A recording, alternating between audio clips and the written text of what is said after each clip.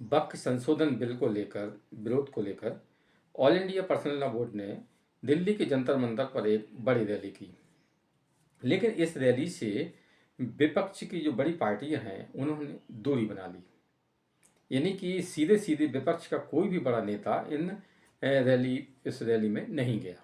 इन्होंने अपने नुमाइंदे तो भेजे, लेकिन नुमाइंदे ऐसे भेजे जो कि पार्टियों पर हाशिए पर पड़े हैं या जिनका कोई अपना जनाधार नहीं है। चलिए इसी मुद्दे पर आज इस वीडियो में बात करते हैं कि विपक्ष ने ये ऑल इंडिया पर्सनल बोर्ड की रैली से दूरी क्यों बनाई।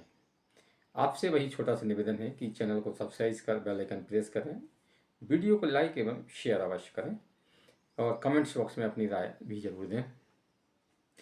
वक्फ संशोधन बिल को लेकर इस समय पूरे देश में माहौल गर्म है। हर मुस्लिम नेता हैं वो इस बिल का जोरदार विरोध कर रहे हैं। उन्हीं की हाँ में हाँ मिलाकर विपक्षी की कई पार्टियां भी इसका विरोध कर रही हैं। यानी कि जो इंडिया गठबंधन में शामिल पार्टियां हैं वो तो इसका विरोध कर ही रही हैं। चलिए ठीक है, अब इंडिया गठबंधन में शामिल ये पार्टियां वक्फ संशोधन बिल का विरोध कर रही हैं, तो ये जब all India personal law board की 17 मार्च को जंतर मंतर पर जो रैली हुई उसमें सभी बड़े नेताओं को जाना चाहिए। मसलन अखिलेश यादव को, अरविंद केजरीवाल को, ममता बनर्जी को, राहुल गांधी को, है ना, और आपके ये लालू प्रसाद यादव को, तेजस्वी यादव को। लेकिन आप रैली में देखें तो रैली में इन पार्टियों ने अपने नुमाइंदे तो भेजे, लेकिन कोई भी बड़ा नेता इसमें शामिल नहीं हुआ।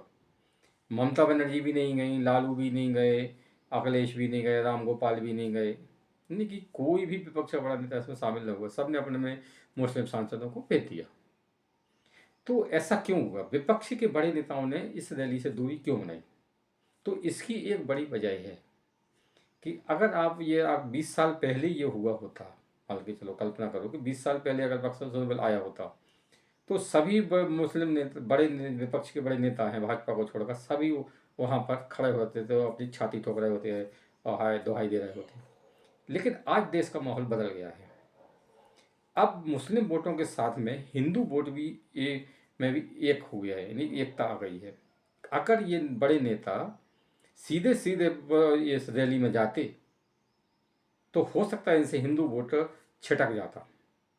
अब हिंदू वोटों के बिना कोई भी राज्य हो, चाहे यूपी हो, बिहार हो, आंध्र प्रदेश, कहीं भी हो, कोई भी पार्टी सरकार नहीं बना सकती। यानी कि जो लालू का भी और मुलायम सिंह यादव का भी जो गठजोड़ था, यानी कि उनका माई समीकरण था, उसमें मुस्लिम, यादव, ओबीसी, दलित वगैरह आते थे। अब अगर ये लोग खुलकर मुझे वक्फ संशोधन बिल का विरोध करेंगे और उनके पास में अगर रैली में ये सभी बड़े नेता पहुंच जाते तो फिर हिंदू वोट इनसे छिटकना बिल्कुल तय था।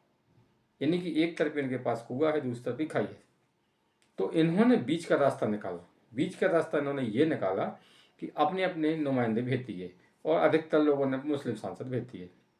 अब कांग्रेस से सलमान खुर्शीद गए। अब सलमान खुर्शीद के बारे में तो सबको जानता है कि सलमान खुर्शीद की कांग्रेस में आज कहाँ है, कहाँ क्या उनकी वैल्यू है ना।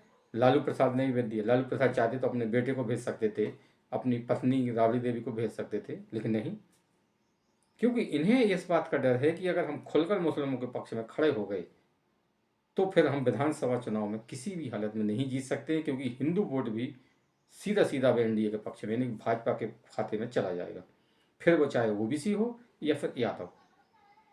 इसीलिए विपक्ष ने all India personal law board की वक्फ संशोधन जो विरोध की रैली है जंतर मंतर पर हुई, उससे दूरी बना ली।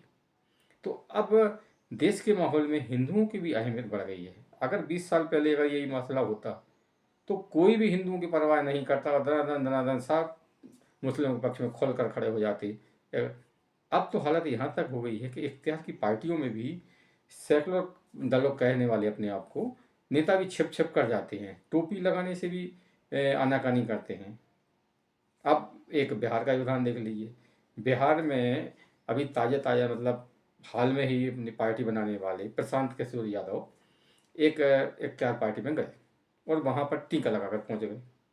तो उसको लेकर जो वहाँ के मुस्लिम समाज थी उन्होंने ऐतराज़ किया।